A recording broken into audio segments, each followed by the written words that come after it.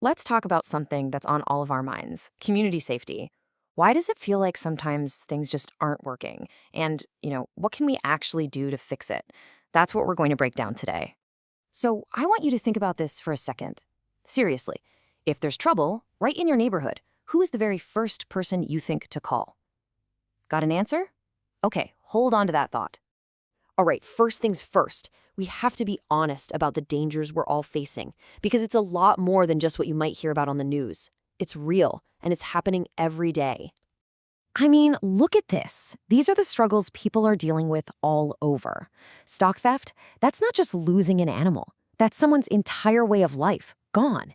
Then there's robbery, gender-based violence, gangs, even things like poaching, which hurts the land we all depend on. These are serious, serious issues. And this is a really important point. When a crime happens, it's not just about what was taken. It's about what's left behind. It leaves this deep fear, this trauma, that can stick with a family for a very, very long time. It changes the way you feel in the one place you're supposed to feel safest, your own home. And you see, it all connects. Living with that constant threat, it just wears a community down. It messes with your peace of mind, your mental health. It breaks down the trust between neighbors. It's like carrying a heavy weight, and everyone feels it. Okay, so something happens, an incident. What's the very next step? Well, for a lot of people, that moment is just total confusion. Who am I even supposed to call right now? Now, when you look at this list, you'd think, wow, there are a lot of options, right? You've got your neighbors, the WhatsApp group that's always buzzing, your local leaders, the CPF, and of course, SAPS. It seems like help is everywhere. Ah, but there's the catch. Who is the right person to call first? Is it the same for every problem? The honest answer is most people have no idea, and your neighbor might have a completely different answer than you do. There's no clear, single plan. And because there's no clear plan, things start to fall apart.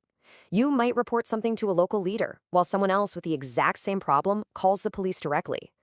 This mix-up leads to delays, uncertainty, and worse, sometimes cases just disappear into a crack in the system, and nothing ever gets done.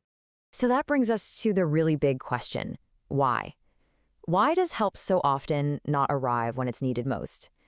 Well, it turns out there are some huge roadblocks standing in the way of our safety. It really boils down to these four things. First, just plain fear. People are scared to report crimes, worried that the criminals will come after them. Second, there's a huge mistrust of authorities, a feeling that even if you do call, nothing will happen. Third, all these different groups that are supposed to help, they're not talking to each other. And finally, for some crimes, there's a stigma, an embarrassment, that stops people from ever even asking for help. Let's dig into that word mistrust for a second. It doesn't come from nowhere. It's built up over time. It happens when you call for help and nobody comes, or you file a report and you never ever hear back. It's that awful feeling that your problem isn't being taken seriously. And after a while, you stop trying. And the communication problem is massive. Think of it like this. You've got the police working in their own bubble. You have the community forum in another bubble over here, and the traditional leaders in a third bubble. They might all be trying to do good work, but because they're not talking to each other, because they're in these silos, their effort is so much weaker. It's a team that never gets in a huddle. Okay, so we've laid out some pretty serious problems. But listen, this is not a hopeless story. Not at all. There is a much better way to do this, and it all comes down to one simple, powerful idea: working together. This says it all, doesn't it? We need to move from that old way, from confusion to absolute clarity, from those silos to real, genuine teamwork, from living with mistrust to building real trust, and from a community gripped by fear to one where every single person feels supported. So how do we actually do that? Well, here are 4 steps. 1. We need a single, clear way for everyone to report a problem. No more confusion. 2. All the safety groups need to sit down and plan together as one team. 3. We have to actively rebuild trust, and that happens with action and good communication. And 4. We need to look at the tools we already have in our communities and make them stronger. Now, the big goal here is something called an integrated response.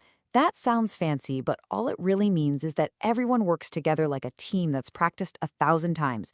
The police know their role, the neighborhood watch knows their role, community leaders know theirs. Everyone knows the plan, and everyone is on the same page. That's when you get a response that's fast and that actually works. And here's the best part. We already have so many of the tools we need. People are already using WhatsApp to send out warnings. They're blowing whistles to alert their neighbors. We have local patrols. We don't need to invent something brand new out of thin air. We just need to connect all these things we're already doing into one strong system. And that's the most important thing to take away from all of this. The solution isn't some expensive, complicated thing that comes from the outside. It's about taking the good work people are already doing, the knowledge they already have, and just connecting the pieces. It's about getting organized so we can be stronger together. So that brings us right back to you and your street, your neighborhood. What is the very first, smallest step you think could be taken to start building a little more trust and a little more safety right where you live? Just something to think about. Thanks for listening.